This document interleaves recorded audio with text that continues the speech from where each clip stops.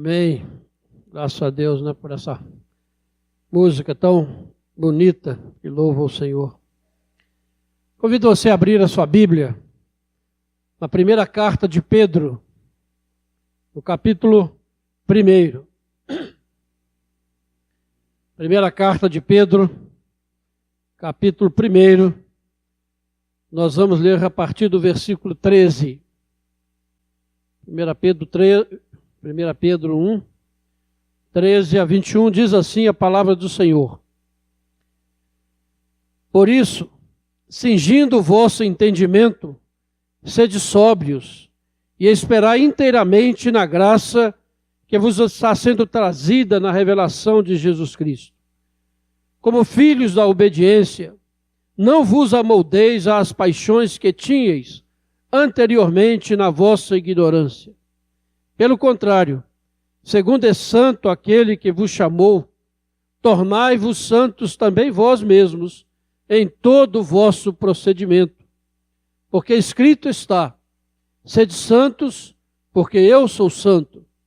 Ora, se invocais como Pai, aquele que sem acepção de pessoas, julga segundo as obras de cada um, portai-vos com temor durante o tempo da vossa peregrinação, sabendo que não foi mediante coisas corruptíveis, como prata ou ouro, que fostes resgatados do vosso fútil procedimento que vossos pais vos legaram, mas pelo precioso sangue, como de cordeiro, sem defeito e sem mácula, o sangue de Cristo, conhecido com efeito, antes da fundação do mundo, porém manifestado no fim dos tempos, por amor de vós, que, por meio dele, tendes fé em Deus, o qual o ressuscitou dentre os mortos, e lhe deu glória, de sorte que a vossa fé e esperança estejam em Deus. Amém. Domingo passado, nós falamos aqui sobre a exortação de Pedro para que os crentes santificassem a Jesus como Senhor em seus corações e estivessem prontos para responder a todo aquele que pedir pedir razão da esperança que há no coração do crente. No capítulo 3, no versículo 15, Pedro fala isso. E agora, nós vemos um texto em que Pedro se dirige àqueles irmãos que estavam dispersos. Você vê no primeiro versículo, fala aos eleitos de Deus que estão dispersos pelo Ponto, Bitínia, Ásia, pela dispersão. Eles tinham sido expulsos da sua terra por causa da sua fé em Jesus e estavam vivendo sob perseguição num contexto muito difícil.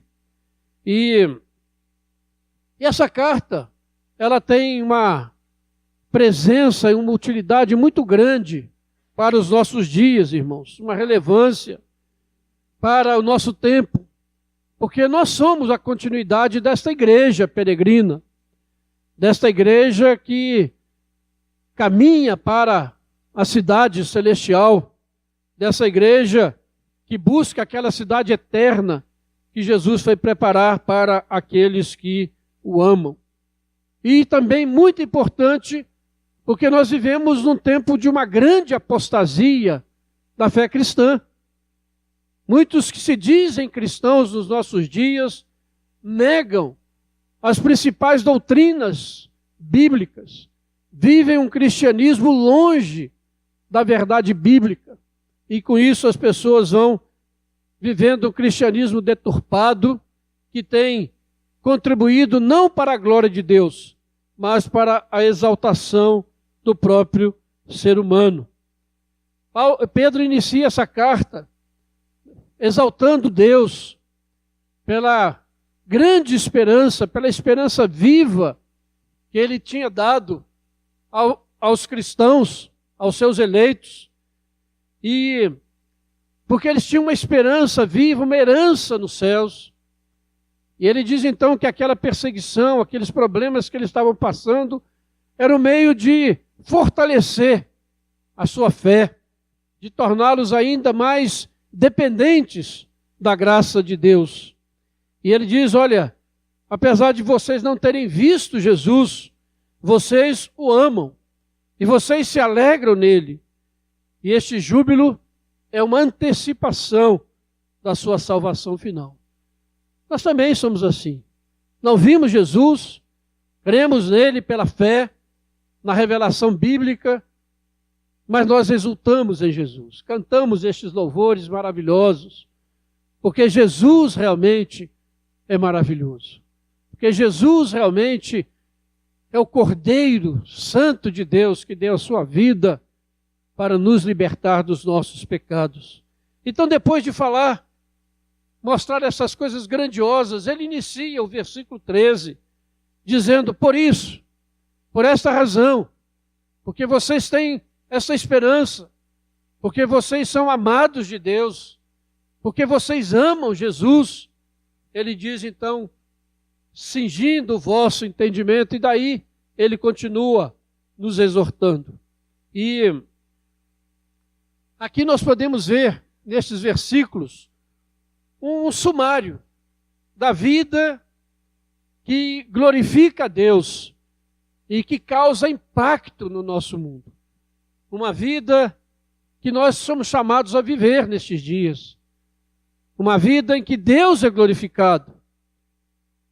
Uma vida que pode causar impacto aonde você vive, aonde você está.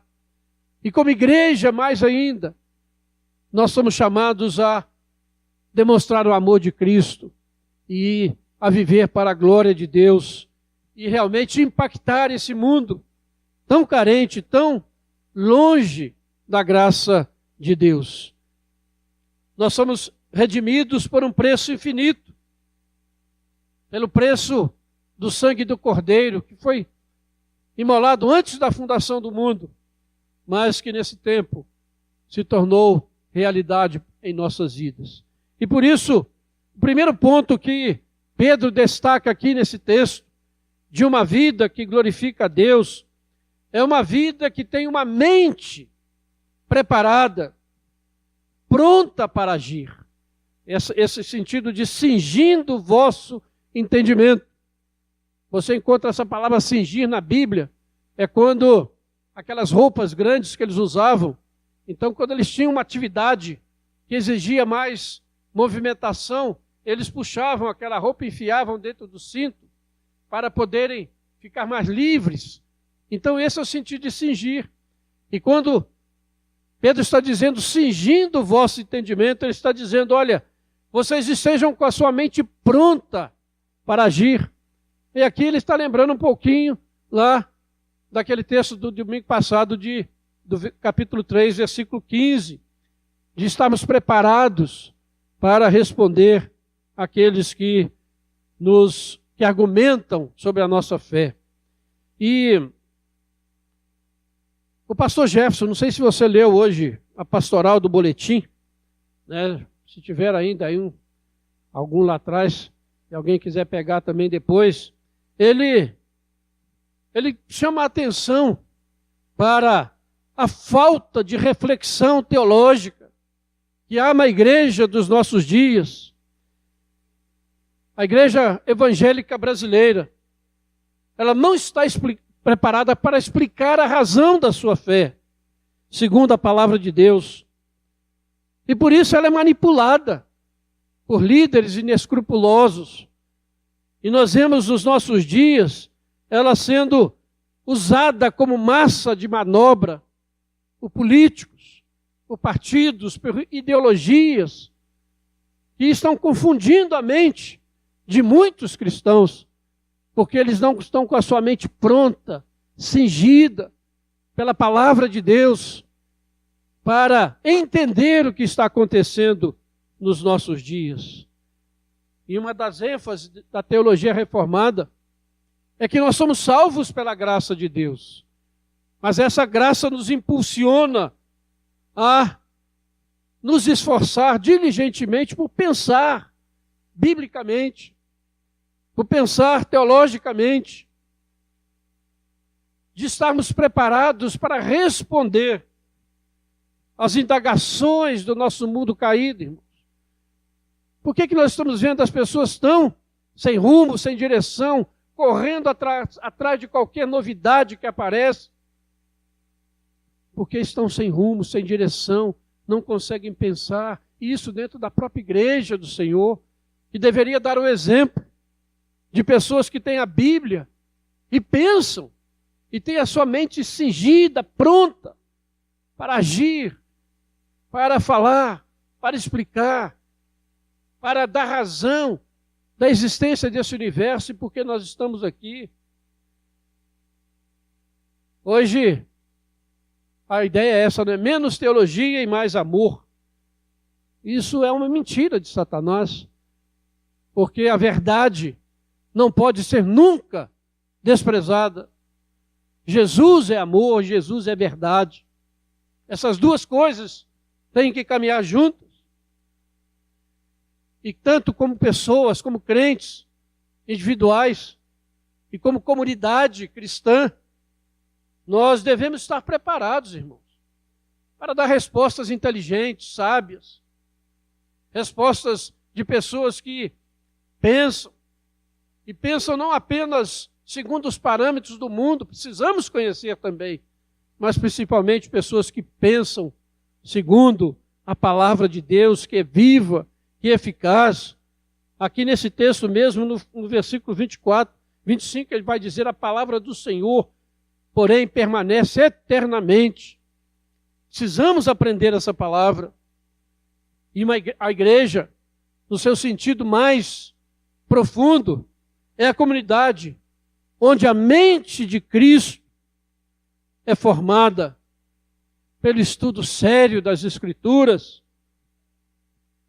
e a verdade bíblica é levada a sério. A igreja é uma comunidade de um pensar rigoroso por parte daqueles que cingiram as suas mentes, prepararam as suas mentes com a verdade do Evangelho. E o que o nosso país está precisando hoje de ouvir é a verdade do Evangelho de Jesus Cristo, que liberta, que traz paz, que traz segurança, que traz esperança, e não as ideologias baratas, humanistas, que colocam o ser humano no centro, e por isso nunca dá certo, porque o ser humano é um ser caído, e ele precisa ser regenerado pela graça de Deus. Graças a Deus, aqui na nossa igreja nós temos tido uma ênfase muito grande no ensino da palavra, da escola dominical. Temos enfatizado a necessidade de estudarmos a Bíblia, de estarmos preparados com a nossa mente cingida para respondermos e para entendermos o que está acontecendo nos nossos dias.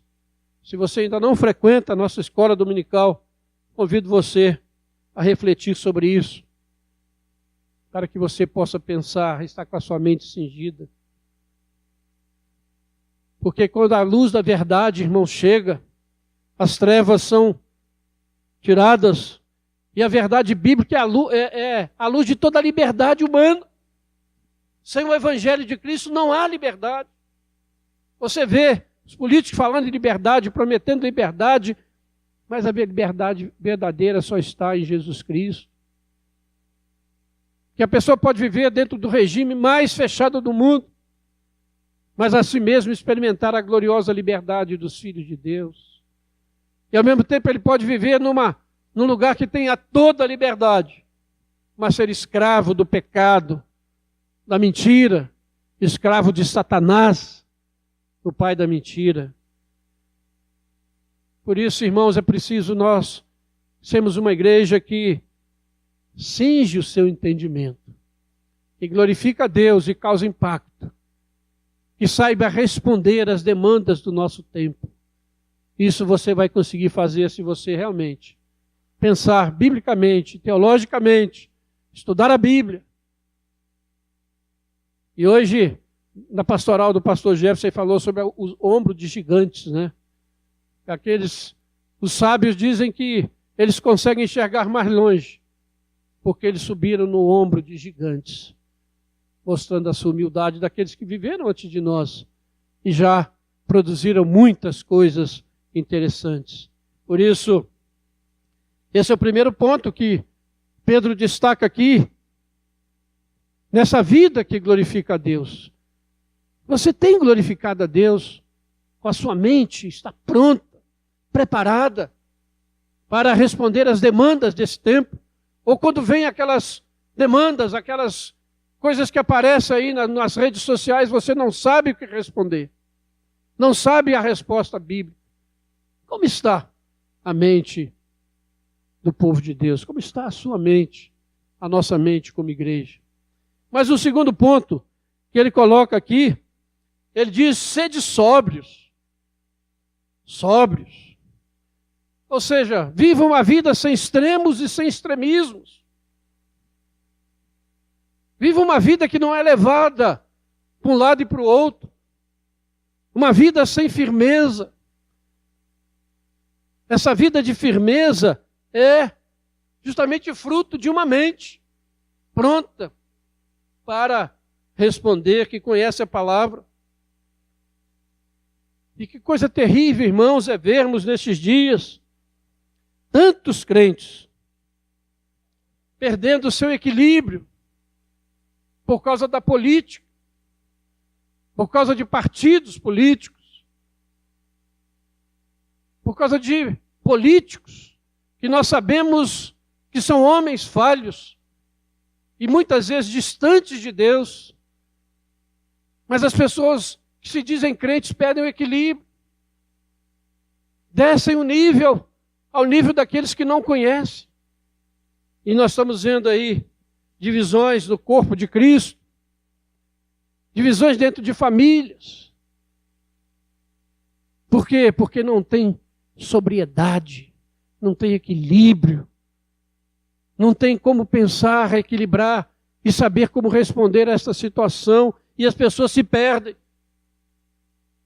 E ao invés de responder de maneira sábia, com mansidão, pelo contrário, descem ao nível daqueles que não têm Cristo. Isso é uma tragédia.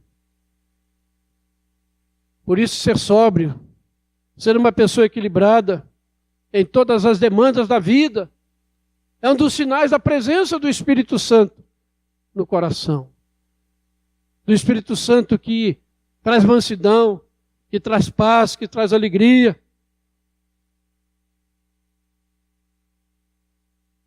Porque as pessoas estão perdendo a sua sanidade mental, estão perdendo a sua capacidade de julgar as coisas, baseados na palavra de Deus. E nós estamos vendo essa tragédia se espalhando pela nossa nação. Precisamos ouvir aquilo que a palavra de Deus diz. Uma vida, precisamos ser uma igreja que glorifica a Deus e não homens. Uma igreja que glorifique ao Senhor do universo, a Jesus Cristo. Está preparada para responder às demandas do nosso tempo, com equilíbrio, que não é levada daqui para lá, nem de cima para baixo, mas mantém a sua firmeza em Jesus Cristo, os seus pés firmados na rocha eterna, e não se abala. Não se abala, não perde o equilíbrio. Não sabe, fica perdido sem saber para onde ir nesses momentos. Porque ele tem uma base firme, que é Jesus Cristo. A palavra de Deus e a mentira não o seduz. Cingindo o vosso entendimento, sede sóbrios. Mas o terceiro ponto aqui que ele coloca é que uma vida que glorifica a Deus e causa impacto é uma vida que tem esperança. Esperar inteiramente na graça que vos está sendo trazida na revelação de Jesus Cristo. Esperança. Uma vida que glorifica a Deus é uma vida que espera inteiramente na graça de Deus. Uma vida que agrada a Deus é uma vida que coloca a sua esperança não no ser humano, não nas promessas humanas, humanistas, que prometem um mundo maravilhoso para você. Mas essa esperança não vem de Deus. E ela é passageira. Ela é fútil. Porque ter esperança, irmãos, é confiar verdadeiramente, de modo absoluto e sem reservas, na graciosa ação de Deus em Cristo Jesus. Confiar no controle que esse Deus tem sobre esse universo, sobre os acontecimentos deste mundo, em todas as situações da sua vida, da vida do seu país, da sua nação e deste mundo. Não pense que as coisas estão acontecendo por acaso, nem no Brasil, nem no mundo. Se você conseguir cingir a sua mente, ter uma mente que pensa biblicamente, você vai ver como as coisas estão anunciando a volta gloriosa de Jesus. O tempo está passando rapidamente e cada vez mais você vê o mundo sendo dirigido para aquele ponto em que o Senhor Jesus voltará em poder e glória. Olhe para o mundo, gente. Veja o que está acontecendo. Saibamos discernir. Saibamos dar as respostas certas. A esperança humana é ilusória, é irrealizável e é passageira. Não pense que o próximo presidente da República vai fazer um Brasil maravilhoso sem Jesus. Não vai. Pode melhorar a sua vida em alguns aspectos, mas não vai trazer a verdadeira liberdade, a verdadeira alegria, a verdadeira esperança que só Jesus pode trazer. Não permita, irmãos, que os desencorajamentos momentâneos ou algum atraso na realização, atraso que a gente pensa, né, na nossa concepção, das promessas de Deus, cause diminuição da sua esperança. Pelo contrário, como diz Pedro, que a aprovação da vossa fé possa nos tornar ainda mais fortes. A esperança do cristão está inteiramente na graça que nos está sendo trazida na revelação de Jesus Cristo. Nós já desfrutamos dessa graça. Nós só sobrevivemos nesse mundo caído pela graça comum de Deus. Se não fosse essa graça comum derramada sobre todas as pessoas, o mundo não existiria. Já teria terminado há muito tempo pela maldade do ser humano. Mas a graça comum de Deus nos mantém vivos aqui. Mas nós, como cristãos, esperamos nessa graça revelada em Jesus Cristo. Que um dia será inteiramente nossa para a glória de Deus. 3 pontos. Cingindo o vosso entendimento, sede sóbrios e esperai inteiramente na graça que vos está sendo revelada, trazida na revelação de Jesus Cristo. Aí eu vou sair do comum aqui hoje, viu, Pedro Felipe? Não vou pegar aquele sermão de 3 pontos, não, viu? Então tem mais um. 4º ponto de uma vida que glorifica a Deus é uma vida de obediência. Verso 14, como filhos da obediência, não vos amoldeis às paixões que tinhais anteriormente na vossa ignorante. Como filhos de um Deus amoroso e gracioso, quando nós obedecemos aos seus mandamentos, nós vamos encontrar a plena realização e o mais alto nível de alegria que esse mundo jamais pode imaginar. Há muita gente que acha a sua alegria em tantas coisas ou procura, mas a alegria do cristão está na obediência à palavra de Deus. Porque tantos crentes não têm paz? Porque tantos crentes vivem angustiados, com medos de um futuro, porque não obedecem à palavra de Deus, não vivem segundo a palavra de Deus, e por isso as suas vidas são vazias, cheias de temor, de angústia, sem esperança, não tem firmeza, qualquer coisa abala. Mas quando alguém obedece à palavra de Deus, quando Deus está no centro da sua vida, ele realmente experimenta o melhor deste mundo. Mesmo que as coisas estejam desmoronando ao seu redor, o cristão que obedece a Deus estará seguro nas mãos desse Senhor. Igrejas e crentes que fazem de Deus um mordomo que cumpre as suas ordens e que se recusam a obedecer à palavra de Deus, logo, logo perdem esse senso de direção, esse equilíbrio, essa alegria que um filho obediente de Deus possui. Passa a obedecer ao mundo, passa a obedecer ao diabo, ao pai da mentira, não tem compromisso com o corpo de Cristo, prometem aquelas coisas ao Senhor e não cumprem, e querem que Deus os abençoe.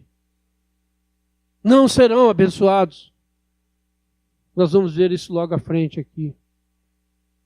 Pessoas que não obedecem à palavra de Deus não têm futuro, não têm esperança.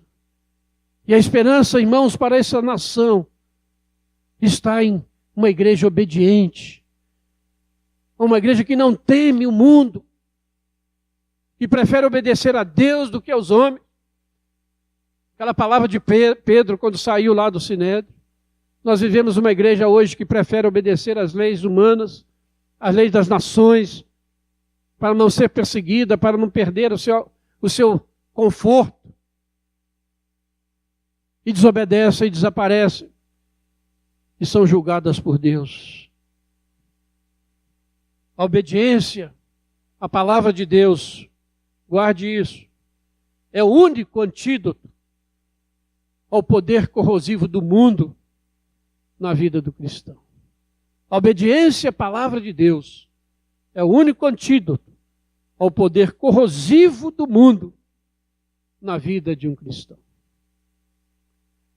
Mas ainda, um quinto ponto que é colocado aqui pelo apóstolo, não deixou barato, né? No versículo 15 ele diz: pelo contrário, segundo é santo aquele que vos chamou, tornai-vos santos também vós mesmos em todo o vosso procedimento.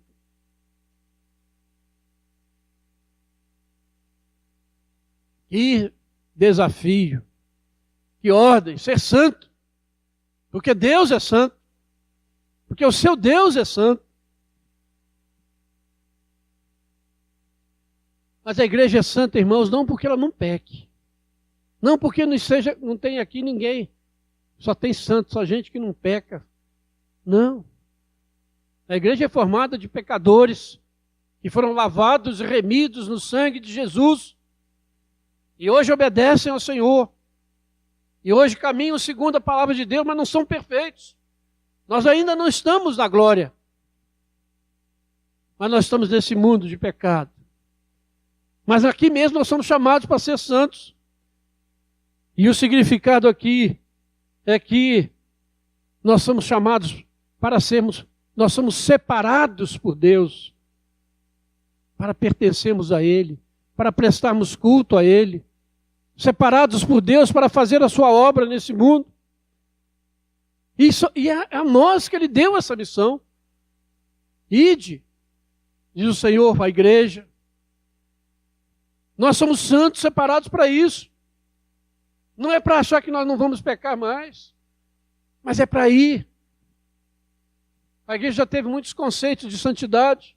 Houve uma época em que o ideal da santidade cristã era se isolar num monte, construir lá um mosteiro, um lugar que todo mundo ia ficar bem, sozinho, longe de tudo, do pecado desse mundo. E aquele troço só deu errado. Pelo contrário, a santidade bíblica é chamada para ir ao mundo. É ser santo no mundo. É ser diferente no mundo. É viver diferente disso que você está vendo aí. É saber, quando você é xingado lá na internet, é ser diferente e não responder da mesma maneira. Ser santo é ser diferente. É viver para a glória de Deus, quando as pessoas estão vivendo para a sua própria glória. Quando as pessoas estão vivendo para o seu próprio entendimento, o seu poder, buscando a glória dos homens, o aplauso dos homens, o sucesso diante dos homens. A igreja e o cristão é chamado para ser aprovado somente por Deus e desaprovado pelo mundo inteiro. Quando o mundo inteiro desaprovar o seu comportamento, saiba que você está agradando a Deus. Agora, quando todo mundo passa a mão e achar que você é muito bom, cuidado, tem alguma coisa errada aí. Porque esse mundo jaz no maligno. Esse mundo está sob a ira de Deus. Por isso nós somos chamados, irmãos, a ser santos. Em todo o vosso procedimento, em tudo que você fizer. Não é ser aquele sujeito chato, com cara de piedade, de santo, né? de não sei o quê. Mas é para ser gente comum no mundo, mas que ama a Deus sobre todas as coisas, e quer viver para a glória de Deus, e quer que Deus seja exaltado na sua vida, mesmo que seja perseguido, desprezado, ofendido. Ele tem postura diante do Senhor. Sede santos. E quando uma igreja é santa, irmãos, quando os seus membros vivem dessa maneira, o mundo não fica indiferente. O mundo não consegue conviver com isso. Ou ele vai perseguir, ou ele vai se converter. Mas ele nunca vai ficar indiferente. Por que o mundo é tão indiferente à igreja hoje? Está nem aí para a igreja. Porque nós não estamos sendo santos. Mas sede santos. Quando uma igreja vive dessa maneira, ela experimenta o poder espiritual, ela supera os ateísmos e as ideologias anticristãs, e ela tem uma grande alegria.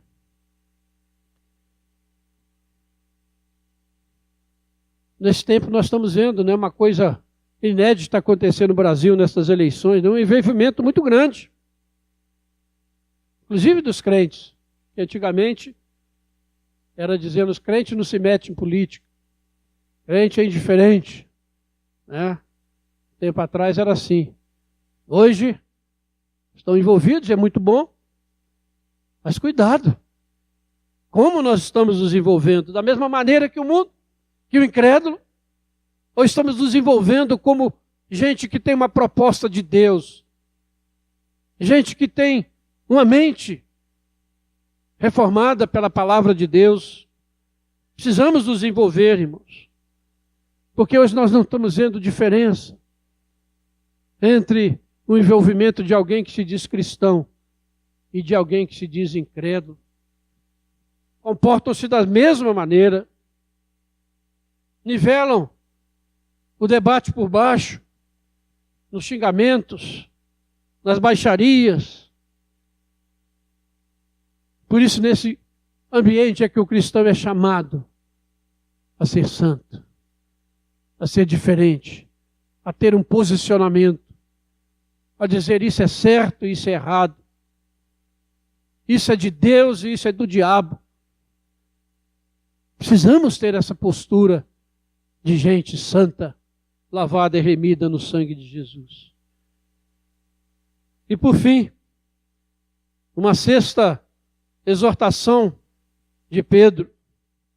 Ele diz no versículo 17: ora, se invocais como Pai, aquele que sem acepção de pessoas julga segundo as obras de cada um, portai-vos com temor durante o tempo da vossa peregrinação.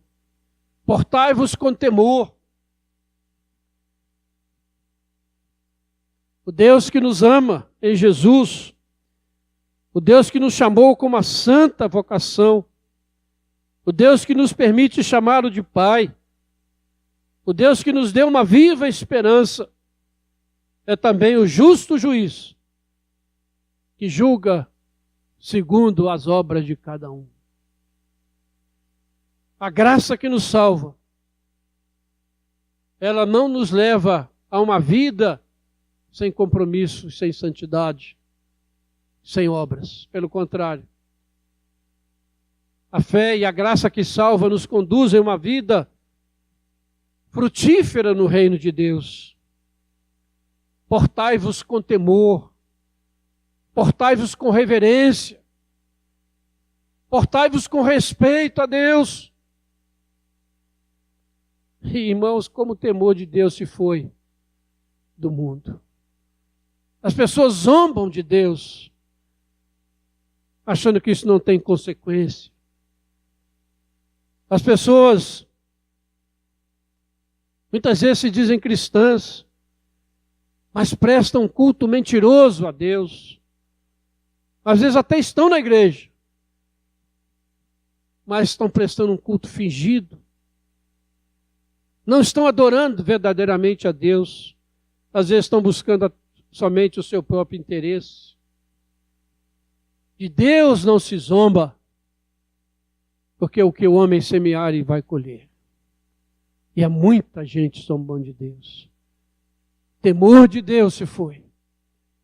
Mas a Bíblia diz que o temor do Senhor é o princípio da sabedoria e revelam prudência todos os que agem assim. E Pedro vai completar esse texto, dizendo que nós devemos nos portar com temor, que o ser humano deve ter temor, porque o preço do nosso resgate foi o mais alto possível. Nós não fomos resgatados por prata e por ouro, nós não fomos comprados com dinheiro como são comprados nesse mundo. Vendem a sua consciência, vendem a sua integridade, vendem até a sua fé por prata e por ouro, mas continuam presos, amarrados a Satanás. Mas aquele que conhece Jesus Cristo foi liberto pelo precioso sangue, como de cordeiro sem defeito e sem mácula, o sangue de Cristo. Fomos resgatados do nosso fútil procedimento, pelo preço que nenhum de nós poderíamos pagar, e nada no mundo poderia pagar, se Jesus Cristo não tivesse te amado com amor eterno, baseado unicamente na sua graça e misericórdia, não nos seus méritos, não que você merecesse, mas mesmo assim Ele te amou, sendo você a pior pessoa do mundo, o maior pecador. Ele nos amou dessa maneira. Ele nos amou. E vai continuar nos amando por toda a eternidade. Nada poderá nos tirar das mãos de Deus. Nem poder, nem potestades, nem coisas do presente, nem dos futuros poderá nos separar do amor de Deus que está em Cristo Jesus. Aleluia! Coisa maravilhosa, irmãos, isso. Nós somos resgatados e somos diferentes do mundo por um preço altíssimo. Por isso nós somos chamados a viver dessa maneira que Pedro está dizendo aqui. E lembre-se que Pedro está dizendo para um povo perseguido, para um povo que estava vivendo um momento muito difícil da sua vida, escorraçado de um lado para outro. Mas ele diz essas coisas para esse povo que foi remido e lavado no sangue de Cristo. E ele diz no finalzinho que por meio dele tendes fé em Deus, o qual o ressuscitou dentre os mortos. Ele deu glória, de sorte que a vossa fé e esperança estejam somente em Deus. Irmãos, que palavra de Deus! Temos aqui esse modelo de uma vida que vai glorificar a Deus nesse mundo e vai causar impacto no mundo. Caracterizada por uma mente que conhece a palavra, que pensa biblicamente, uma mente que está sempre pronta para agir, para responder e para proclamar o amor de Deus. Uma vida que tem equilíbrio mental, emocional, em todas as circunstâncias da vida, porque está firmado na rocha inabalável e eterna que é Jesus Cristo. Sua vida não está levada de um lado para outro. Uma vida cheia de esperança, no mundo sem esperança. Eu creio, eu espero, eu tenho certeza de que o meu Deus governa todas as coisas. Uma vida de obediência irrestrita à palavra de Deus acima de todas as coisas, porque a palavra do Senhor permanece eternamente. Uma vida